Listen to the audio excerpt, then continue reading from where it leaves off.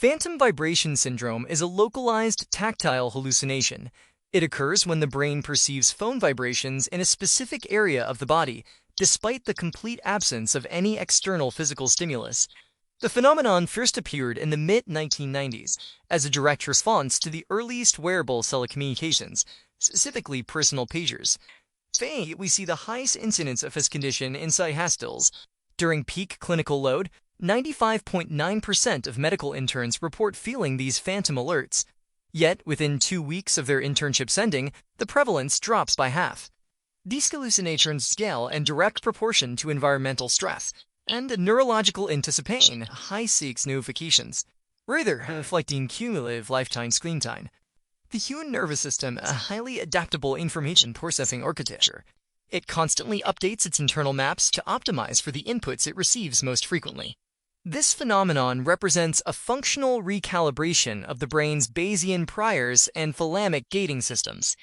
This schematic illustrates the conflict. We have bottom-up physical reality, the actual sensory data from the VI.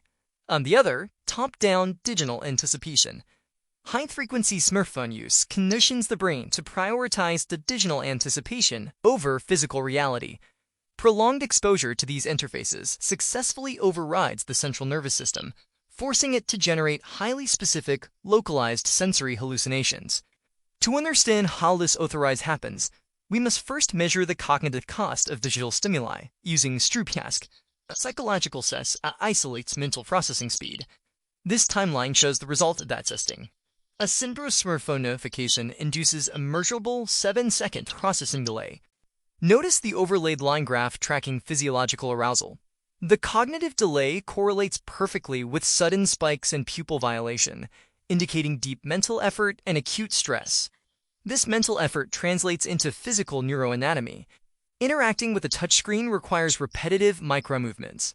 Through use-dependent crescitative, the cortical repetitive of the thumb and index finger physically expands in the brain, with the size of the sensory map growing in direct proportion to daily touchscreen input. Parallel to this finger expansion, carrying a phone in the same location day after day reorganizes the somatosensory cortex for that specific area. That speeds a site-specific vibration detection template as uniquely primed for smartphone ARIs. This matrix illustrates signal detection theory, the framework the brain uses to process ambiguous sensory data. Your nervous system pitches a core challenge: separating a axon from background physiological noise. To resolve this, the brain performs a Bayesian inference calculation. It constantly weighs the likelihood of a signal against the likelihood of noise. Digital applications manipulate this math using variable word searches. Notifications deliver unpredictable intermittent dopamine, creating neuroscientists call reward prediction errors. These dopamine surges drastically inflate the perceived value of incoming digital signal. Because the brain categorizes a missed text as a catastrophic cost, it alters its decision criteria. The brain abandons its balanced threshold and adopts a hyper-liberal criteria. The math shifts to heavily prioritize the probability of a signal over accuracy. Faced with an ambiguous sensation, the brain algorithmically chooses to hallucinate a vibration rather than risk missing a high-salient digital reward. We can map this mathematical shift directly onto the physical architecture of the brain. Deep in the center of the brain lies the Thalamic Reticular Nucleus, or TRN. It acts as the central sensory switchboard. Under known conditions, the TRN functions as a low-pass sensory filter. It blocks irrelevant physical friction from ranging conscious awareness. Digital anxiety generates intense, high-precision prediction errors.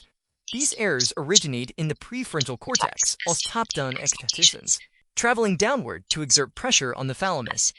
These aggressive top-down predictions force the TRN to act as a low-pass filter, brief as high-pass filter, and time for rapid adaptation at the strict expense of accuracy. This creates delaying cortical dysautonomia. Under the intense pressure of relentless behavior, the sensory simply breaks.